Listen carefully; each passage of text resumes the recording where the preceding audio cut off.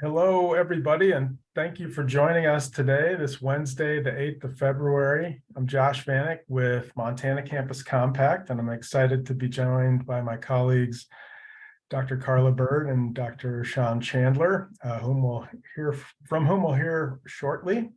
I want to do a quick thank you to the sponsors that make this webinar series possible. Our presenting sponsor, the University of Montana, and then our associate sponsors in Montana State University, Reach Higher Montana, and RJS Associates.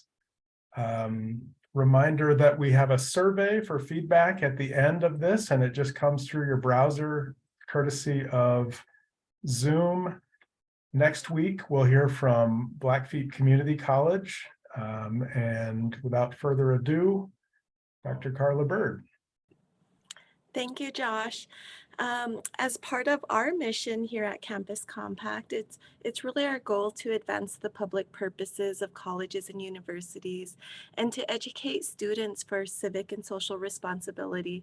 The Montana Campus Compact Board seeks to raise awareness of the richness of Indigenous knowledge in our state and center the people and institutions who lead the movement here, with the understanding that an 8-hour series will only scratch the surface.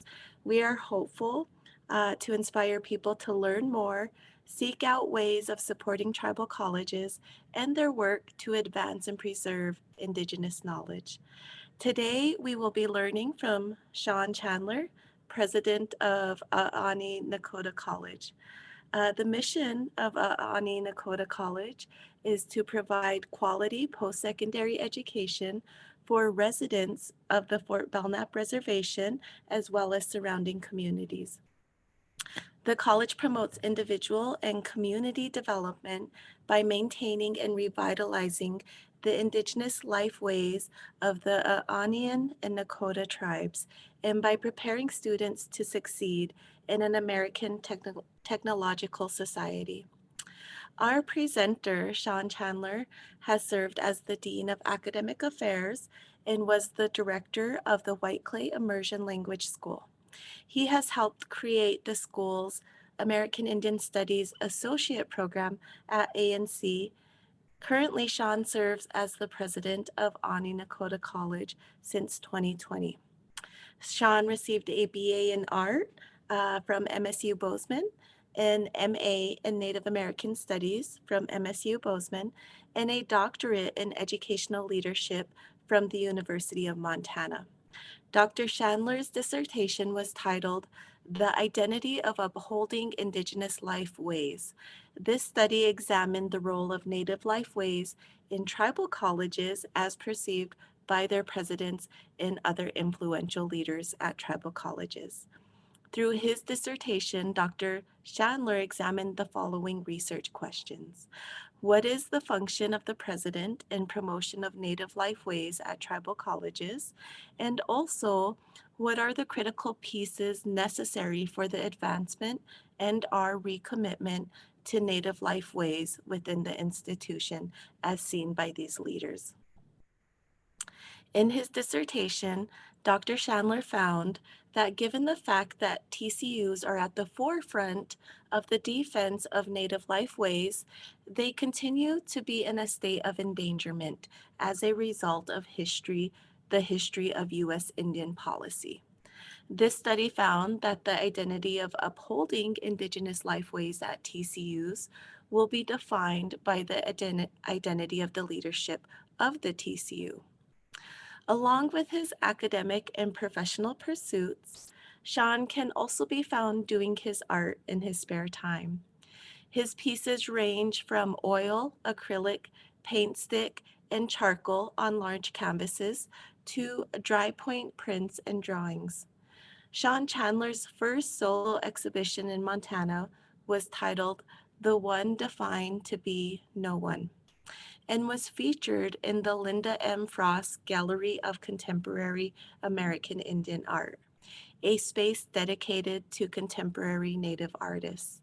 Sean has received numerous awards and has exhibited his artwork in several art galleries located in Indianapolis, Phoenix, Minneapolis, as well as Paris.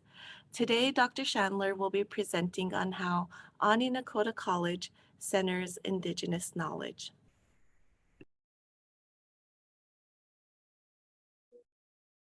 Well, hey, Nanisa, Nithawak, Nanana, Aninan. I'm Sean Chandler, and I'm from the White Clay people, and I welcome you all here. And let me share my screen. Let's see.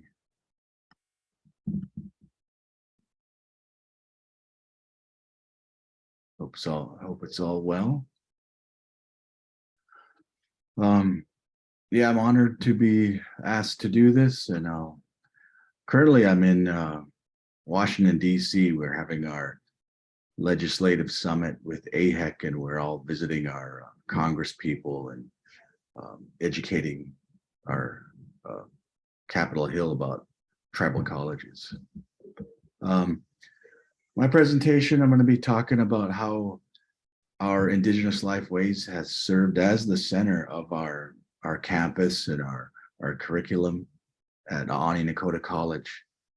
And yeah, thank you for the introduction. I didn't know it'd go on that long, but sometimes you know, I don't like to listen to things about myself, and so that listening to that was kind of humbling. So thank you.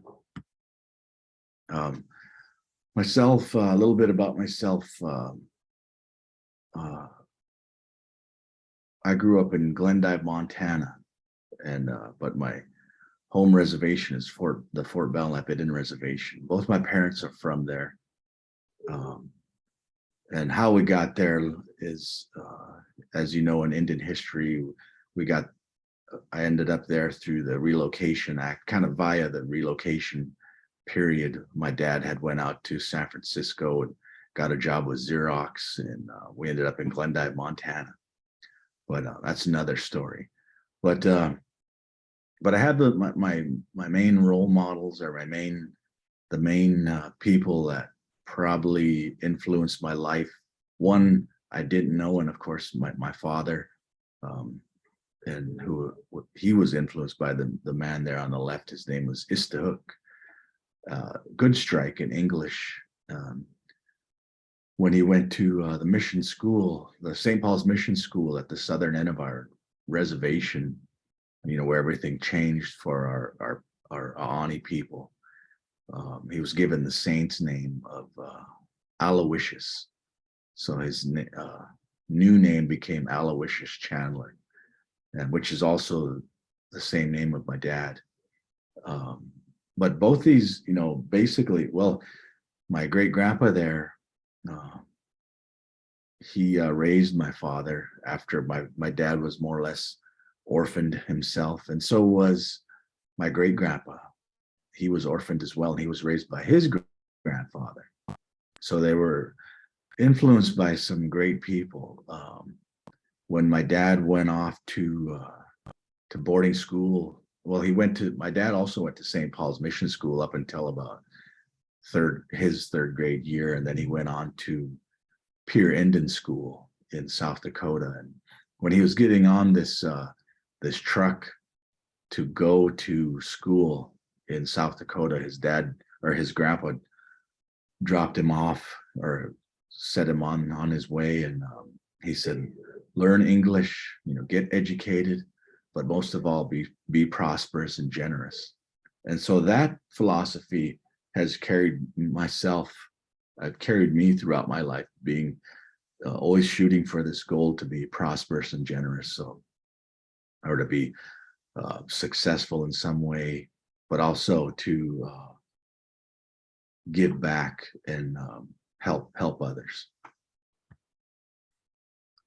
The people we serve at our college, at Aaniiih Nakoda College, the reservation's home to two tribes, Aaniiih, and that's the tribe I am, White Clay people, is the translation, and in history books were called Gros Ventre. That's another story too. That's a French word, means big belly. It was a misinterpretation. When we met the French, they misinterpreted a sign some sign language that we gave them. And we're in the Algonquin language group.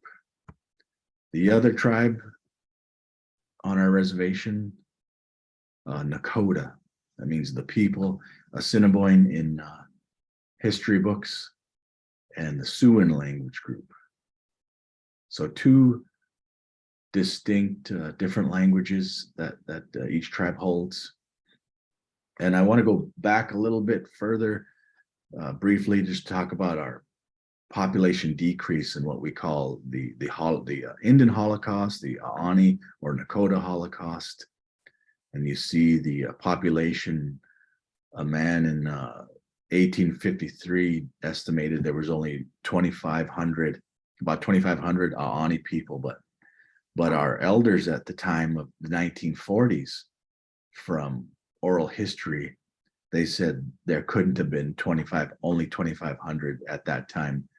There should have been 10,000 of us. But by the time 1896 comes around, there's less than 600 of us, of Aaniiih people, a little bit under 700 Nakoda.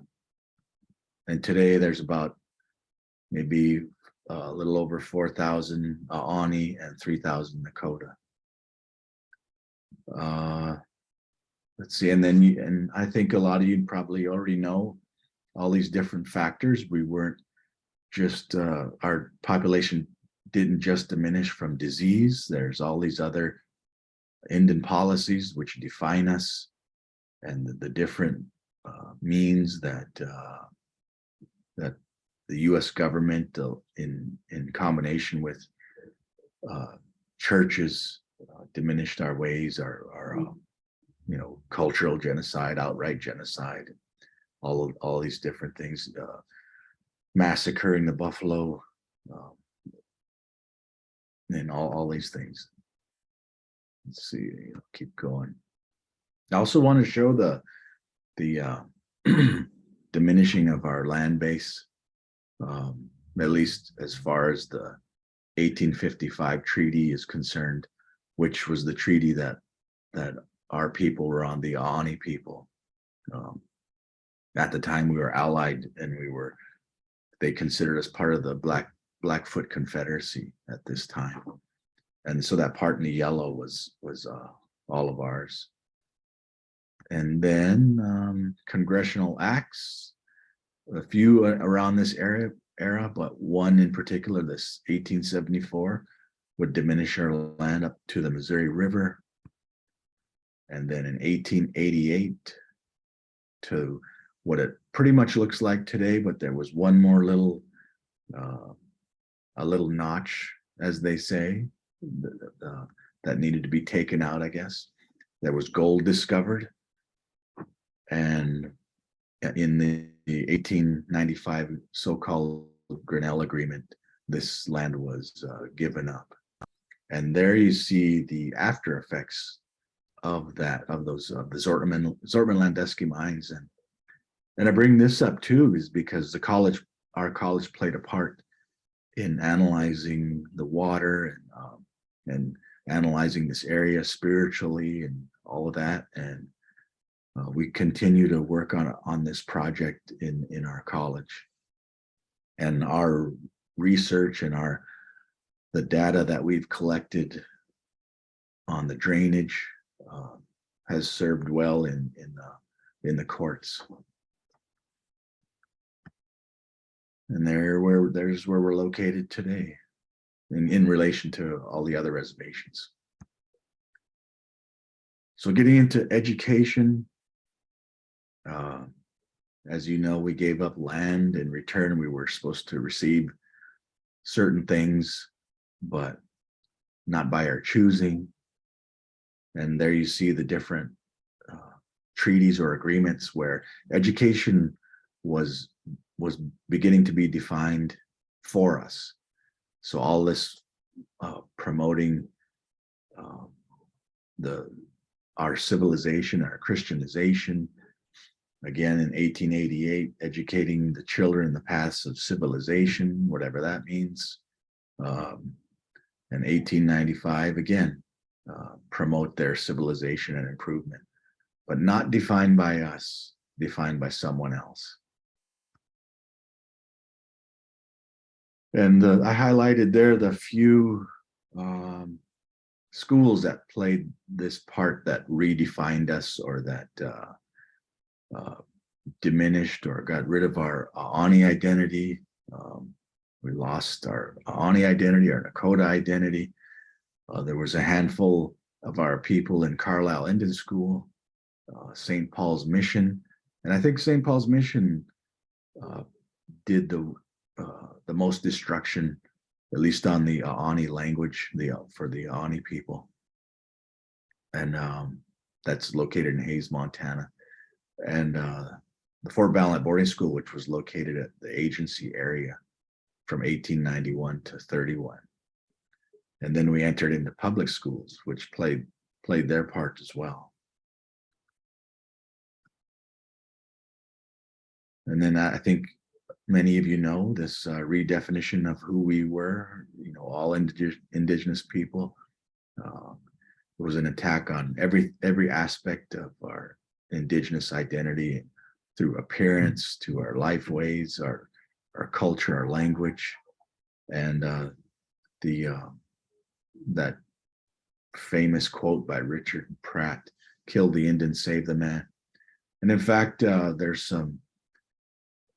we found some writings of the person that established St. Paul's Mission on our reservation, and one of the things he said that he didn't like, the Indian people of Fort Valent. The only thing he wanted to do was save our souls. But through the tribal college movement, through people that, they were trailblazers and forward thinking, and looking back also at who we were, who we are, the loss of our culture and language, tribal colleges were born. And I really enjoyed the last week's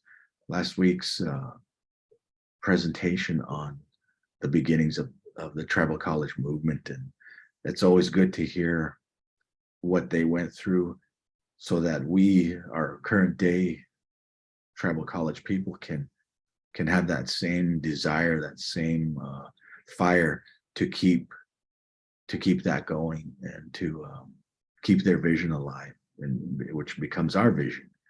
And hopefully we influence the next generation to keep that same mindset.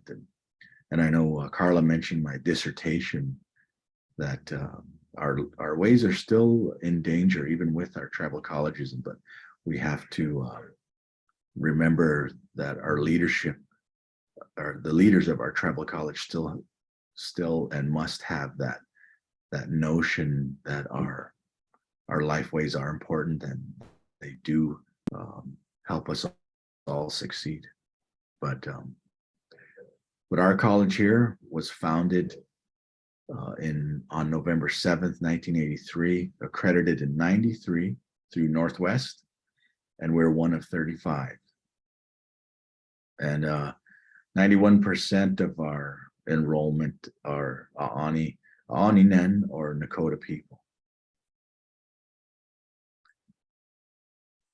And I highlighted the mission statement, that bottom part, maintaining and revitalizing the Indigenous lifeways of the Aaniiih and Nakoda tribes. And that's the core, that's the foundation of our college. We're defined by ourselves. No longer do we have to rely on someone else to define who we are. The Aaniiih and Nakoda lifeways are our foundation.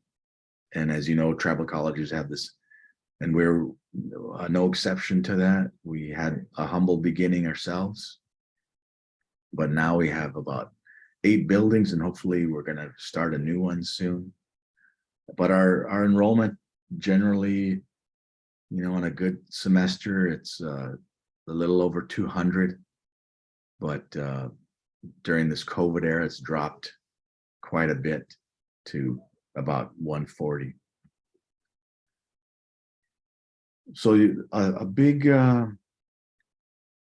thread you'll see is how our Indigenous lifeways are intertwined in every aspect of the college, from our mission to our strategic plan, to even the buildings and into the curriculum, as you'll see after through this presentation. And we have these three overarching core themes in our strategic plan. And even though Indigenous Lifeways has its own core theme, as you see, it ties all of these together. They're all connected. So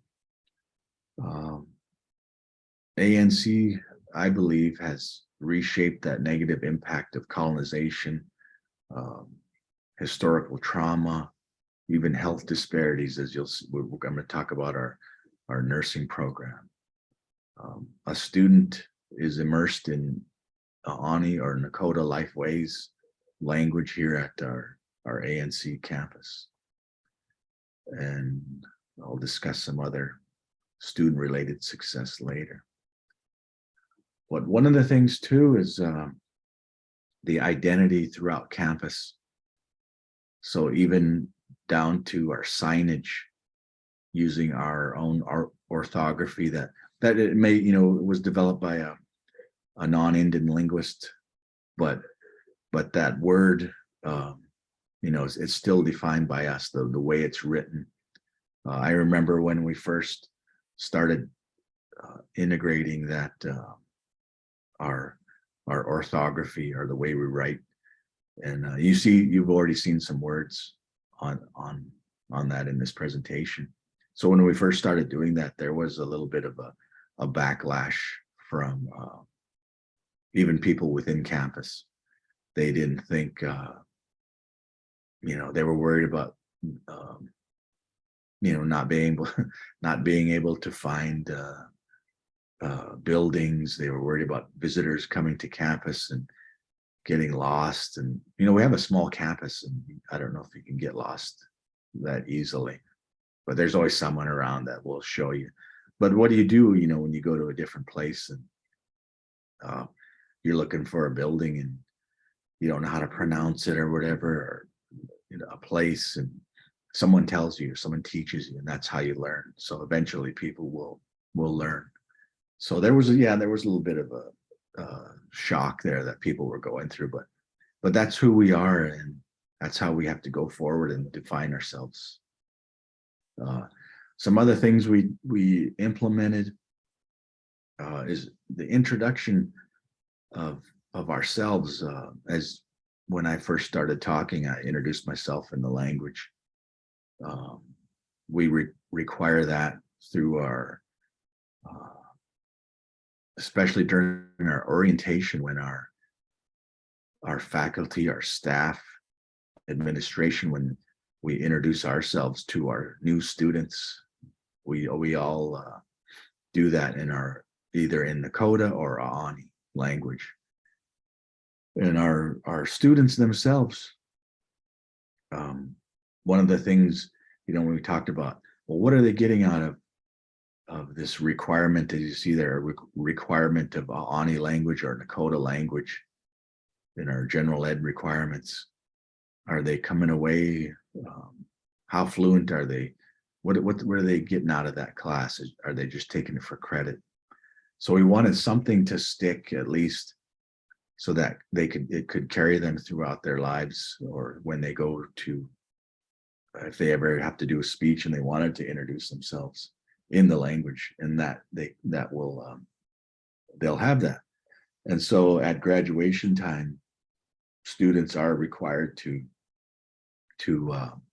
introduce themselves in Aaniiih or Nakoda, and they say their name, their age if they want, and what tribe they belong to, or where they live, or even their their family members, and it depends on how far they want to go along.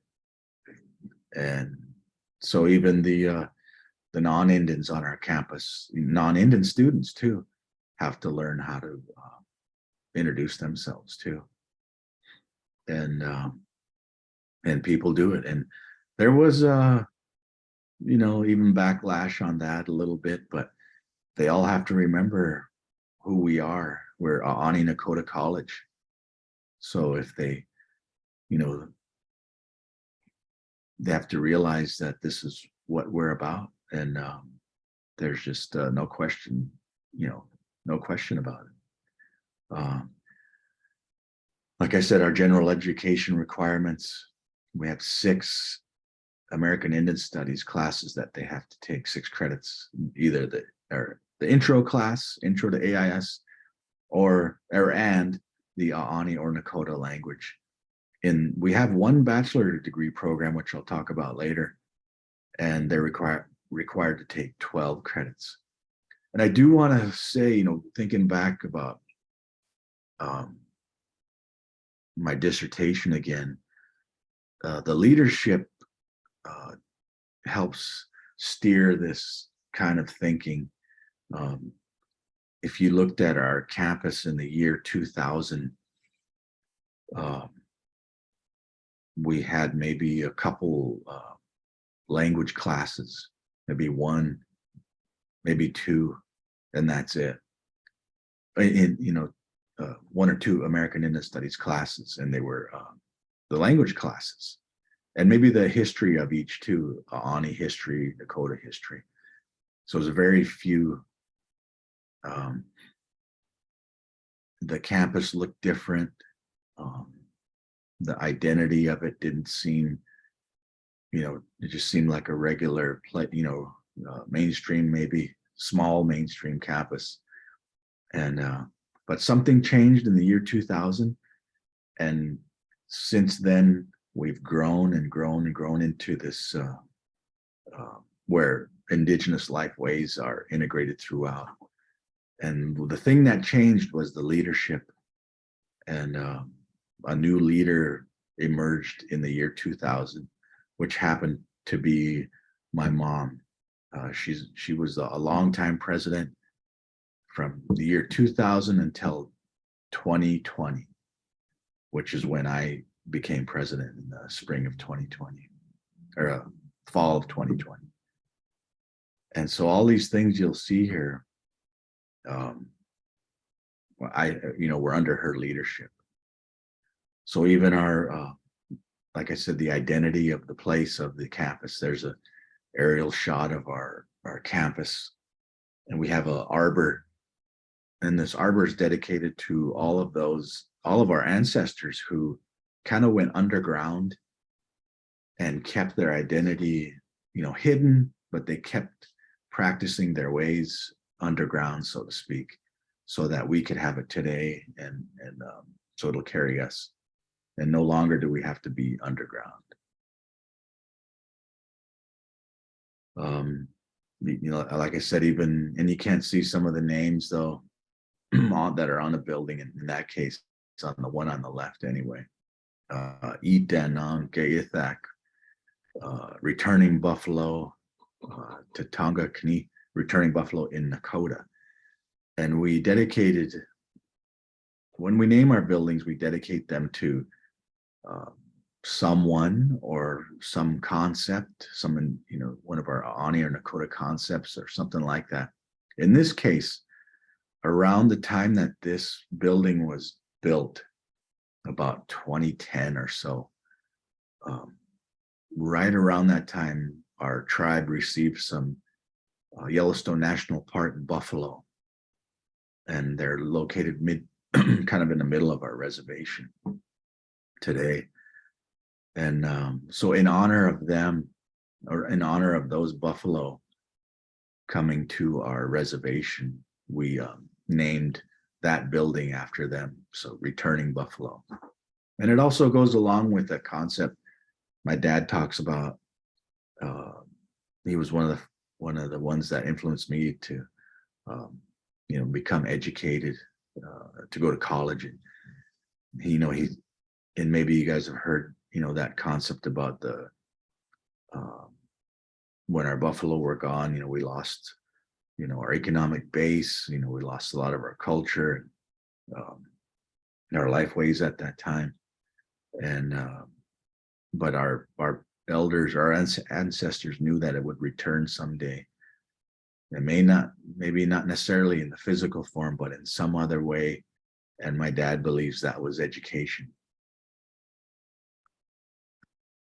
So that was kind of another meaning of that building too. And there's some one of our buildings there that I think we house. We've always housed the science program, but I think when we first started that building, it was going to be something else, like a childcare center. But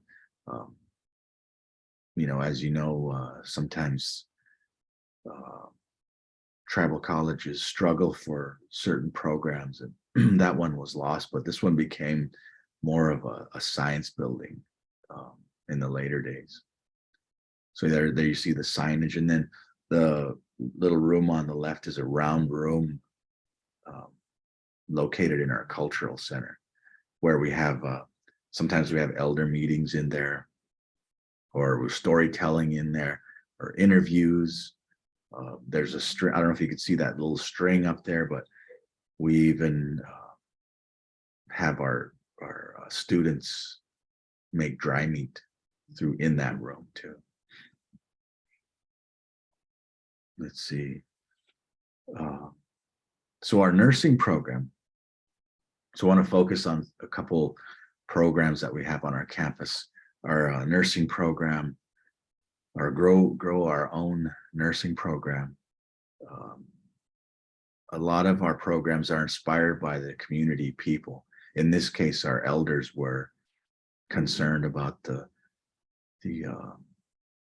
lack of Indian nurses in the area, even though that there's what they say, there's less than 1% of registered nurses that are American Indian in Montana. And so we were consulted a lot by our tribal elders to create a nursing program, and we did. And some of our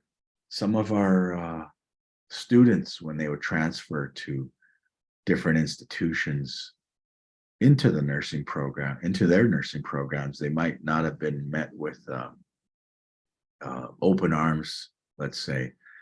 And there was this space between what they wanted to do and what maybe the institution felt they should do, or how to be. So those couple things happened, and we created our own nursing program in 2016. In the program, it recognizes that negative impact of colonization, promotes self-determination for our people, and that this emphasis on Indigenous philosophy or Indigenous worldview as opposed to an individualistic model. We integrate our nursing curriculum through the four dimensions of knowledge: emotional, spiritual, cognitive, and physical. Throughout the program, not just when we created the program, we knew that we needed tribal elder input consistently, not just in the beginning. So over during the year, there might be maybe four or so meetings of our tribal elders or consultants, and they come in and talk to our classes, and students are ready to receive that knowledge. And like I should mention too, our campus is open enrollment, so you don't just have to be Aaniiih or Nakoda. You could be, anybody can get in. Non-Indians can be in this, not just in this program, but in any program on campus. Our nursing students also have ceremonial events within their program. Let's see. So some positives that have come out of this program, and these are actually last year's numbers. So I think this number went up to about 20 out of 20 graduates, 17 or 18 have passed the NCLEX. There's a lot of group work, a lot of to help them study for that test, and I've seen some of those students study for that test, and boy, I don't know, almost reminded, it looked harder than when I did my comprehensive exams for my doctorate, but so I always hand it to them, and I'm very proud of them when we get news that one of them has passed that. And a lot, as far as last year was concerned, 84% of our graduates were employed in medical facilities on the reservation or in the surrounding area. And 3 were enrolled in a bachelor's program. And I don't want to read all of that, but I just want to put those quotes up there. Just what the students, what they've taken from the elders and the community when they've embarked on this career. And even in some, and this is a common theme where like that second quote where a student said they'd become more interested in their American Indian background and they never knew anything about it beforehand. And so that's that might have played a part why they didn't succeed before. And then when they came to our campus, they realized and they got this strength in them to be successful. The other program I want to talk about is our White Clay Language School.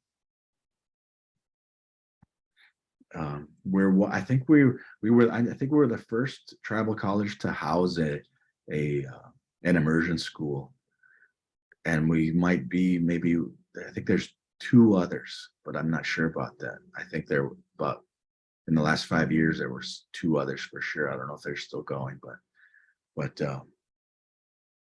in 2005 we went to a full day immersion school. It started out as a after school program, but the vision, make the White Clay language, the Aaniiih language, a viable means of communication, and the mission to teach our children to be fluent in the Aaniiih language and lifeways. And again, there's that to be prosperous and generous. So like I said, it was an after school program in 2003, and then 2005 it became a full day. We have a cohort of students, so they start out about 1st grade, and then they move to the 2nd, and we keep them instead of just having, like, say 1st through 3rd grade and then they leave, but we keep them through up until about 8th grade. And there's challenges too. Sometimes they get pressured to go back into the public school, and so it seems like about grade 5 or 6 they like to go back to the public school, but some stick it out. When we first started, again, there was backlash, and there's always backlash when it comes to promoting our Indigenous lifeways, and that's all part of that that historical trauma, all of that that some of you know already. But yeah, when we first started, there was a lot of you're setting them up to fail. They're not going to know what to do when they go into the public school. But it turns out when they do transfer over, and I'm always looking, I always see all of the majority of their names on the honor roll. So I think it strengthened them even more to become successful in all of their coursework. And of the first 7 graduates of our school, which they graduated in 8th grade, then they went on to high school and a public school. Of those 7, 6, I think, 6 out of the 7 went at least have their associate's degree. And of those 6, 4 of them, I believe, have their bachelor's degree. And that's one of the teachers. The goal was to create, again, another goal was to create the next generation of speakers and teachers. And so luckily, some of them have come back to teach for our school. And some of the methods we use at TPR, total physical response storytelling, and accelerated second language acquisition, which is what's going on there in the picture. But other aspects, food preparation, there you see some choke cherry pounding and dry meat making and some more language teaching. This happened, I wanted to showcase this. This just happened last week. So there was a buffalo hunt the week before this, and then they started preparing the hide just the last week. And there you see on our campus too, not just with our White Clay Immersion School students, but there's a Itanon Tatonga Research Center, a Buffalo Research Center. And these are the student interns you see in that middle picture. They teamed up with the immersion school students, and they're doing this project of hide preparation. And there you see the beginning of stretching the hide there. And so these are some really cool things they're doing, and they're learning a lot, things that they wouldn't get at home, but they may not get at home, and they get it on our campus. Many cases, the college age students, this is the first time they're getting involved in anything like this, anything that their ancestors once did. And that's an important project that we have, that Aaniiih Nakoda College has, is that Buffalo Research Center. We hold community meetings about the buffalo. We're holding one today, I believe. We also have a water center, a Nits Mini water center. And so we're, as I mentioned early in this presentation, about analyzing the water runoff up at the Zortman-Landusky area, how it runs off and comes into our reservation. We also research the Milk River, which is where the landmark water rights case took place up at Fort Belknap. So how do we know we're being effective in all the things we do? How do we know we're doing a good job, or how we need to change our way of teaching to incorporate more Indigenous lifeways? Well,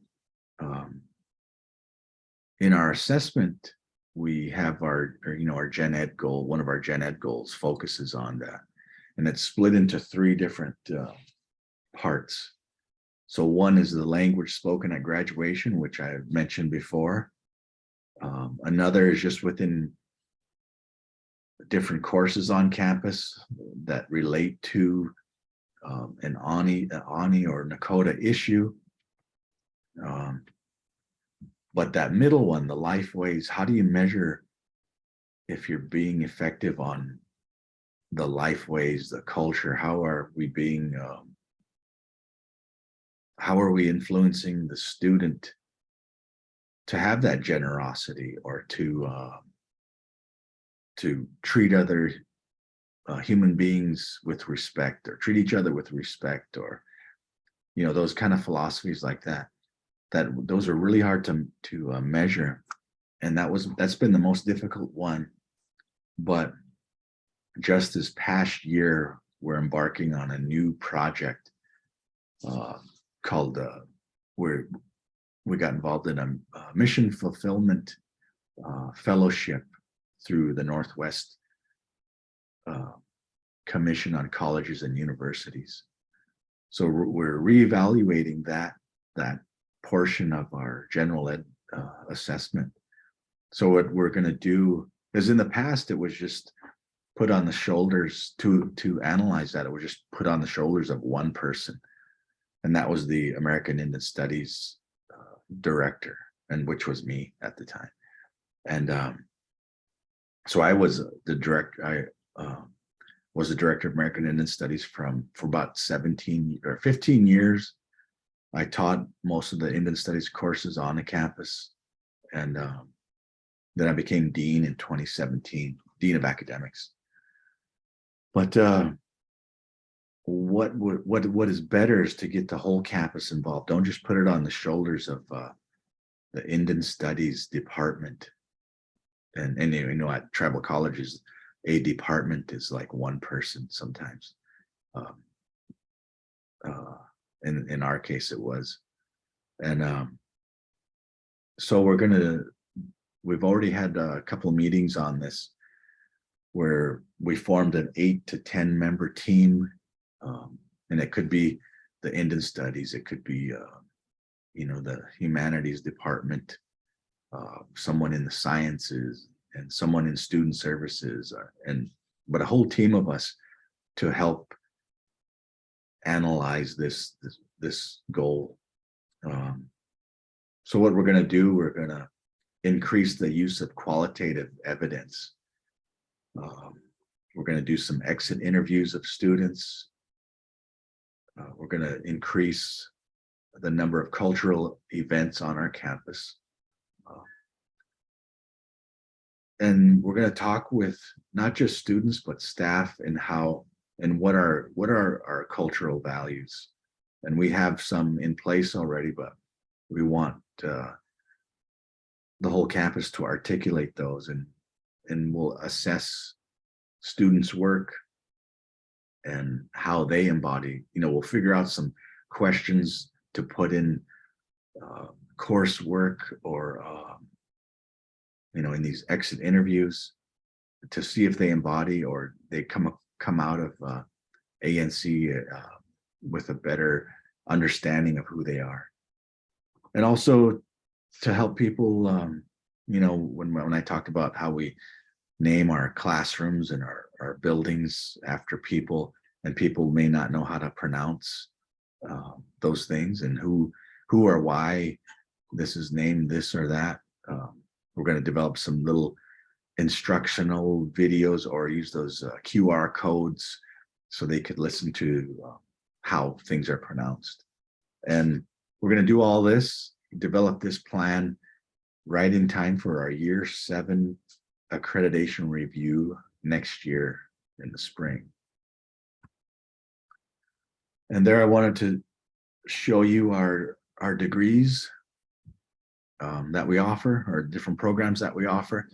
So all of these, in some way or another, are all touched or integrated with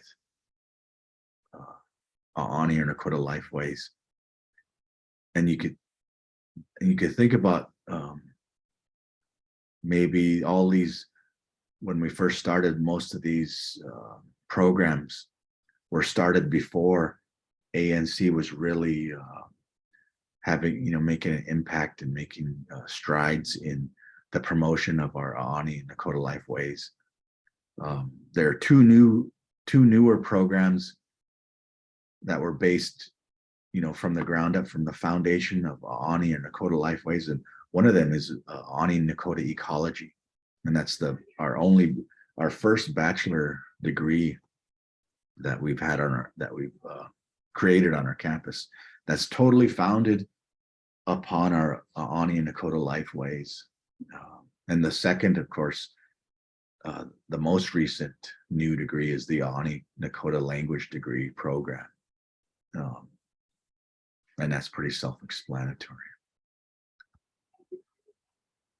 And one of the biggest things we did is the name change for our institution.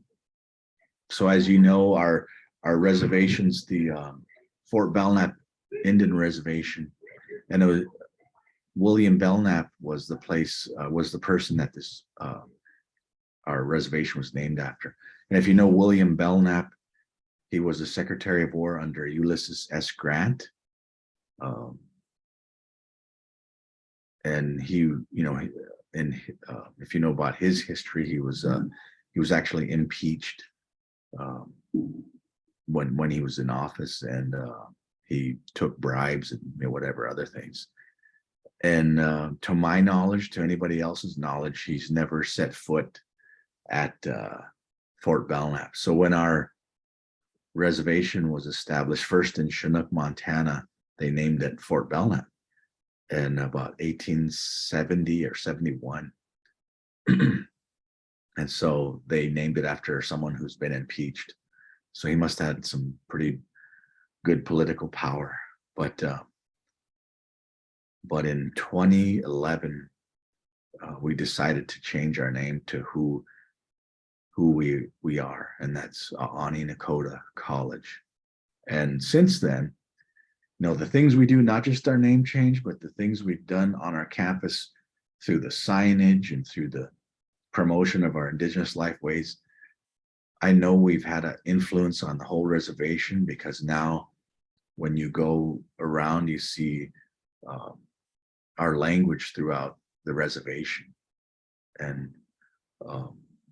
even different programs on our reservation, you know, they're named Aaniiih Nakoda, you know, something, you know. So we've definitely changed the face of the reservation in that respect.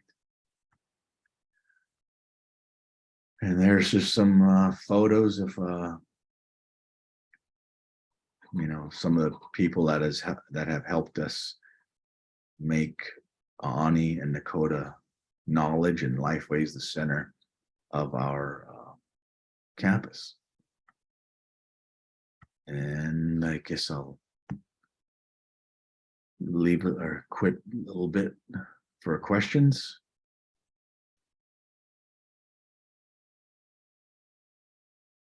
Thanks, Sean. Yeah, if folks want to either place questions into the Q&A or raise your hand, I can unmute folks.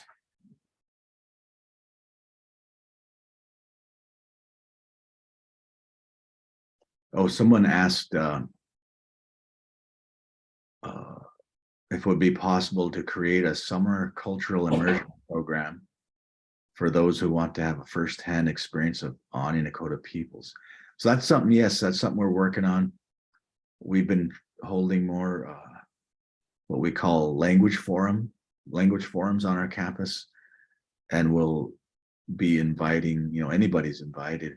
And we used to have those big cultural immersion camps, but that's been a long time. And as you know, with anything, you need grant money to do those big things, and that was just one of the projects of that grant. But that's something we're hopefully going to be doing, and we have talked about those things, yes.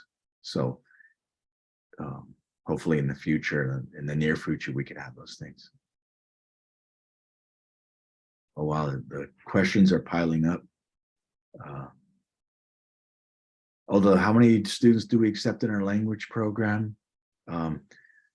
We could comfortably hold about 12 to 15 because of staff, because of the amount of teachers we have, and, you know, like I said, money too. So yes. Are you planning to offer a bachelor's degree in nursing eventually? I think we're doing a good job at for our associate's degree, and I think we want to get our feet on the ground comfortably, which we're almost there. We're looking at a national accreditation for that. We're almost there on that, and then we'll look to for the bachelor's degree. One of the challenges of that is, staffing, is hiring, the amount of staff that we'd need to have a program like that. And there's one other question. What are the main challenges to starting and sustaining a 4-year Bachelor of Science program? We really took great, we really are doing that with a fine-tooth comb. We created that program again with community involvement, that we had a big like an environmental science committee of the different stakeholders on campus, or on not just on campus but on the reservation. And we still have that today. Once we started the program, we still have it today, and we're still getting influence and advice and things from them. The program is fairly new. We graduated our first students in that program just last year, and it's going well so far. I think sustaining, is keeping the amount of instructors that are needed for a program, a 4-year program. Let's see, anything else? I'm trying to answer quick so I can get them. I know you got, I don't know how long we got.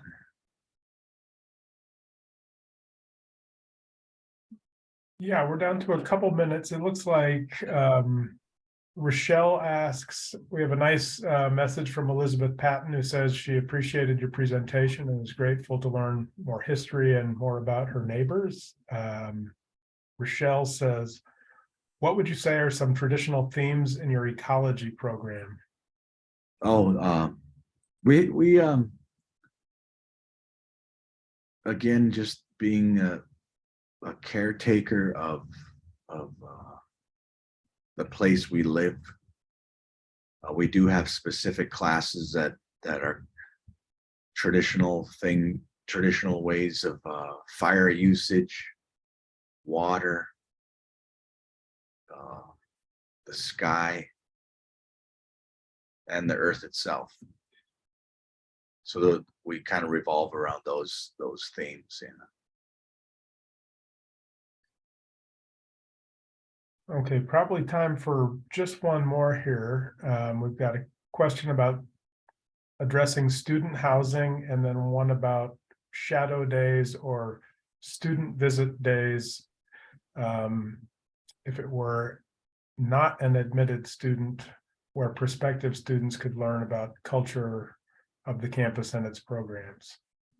So someone who's not a student, well, one thing they can do, they can visit our library or our archives if they're not a student. Those are, available too. Or just, we do have some language apps that they're done, but some of them are in development for the Aaniiih language anyway. And those are available on the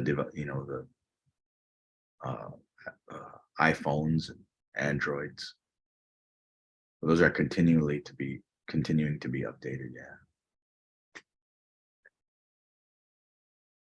Great. Well, Sean, I want to thank you for you taking the time and walking us through so much today. Covered a great deal, and so really appreciate it. I want to put a plug in for next week when we reconvene on Wednesday at noon Mountain. We will be with folks from Blackfeet Community College, and that'll be our third of 8 grand total, featuring kind of all of Montana's 7 tribal colleges. We'll take a break for the for the week that the AHEC student conference is, so that knowing that that's a lot of folks travel for that. And look for a note reminder for that, and we'll have a survey that should pop up when we end this. So thanks for coming.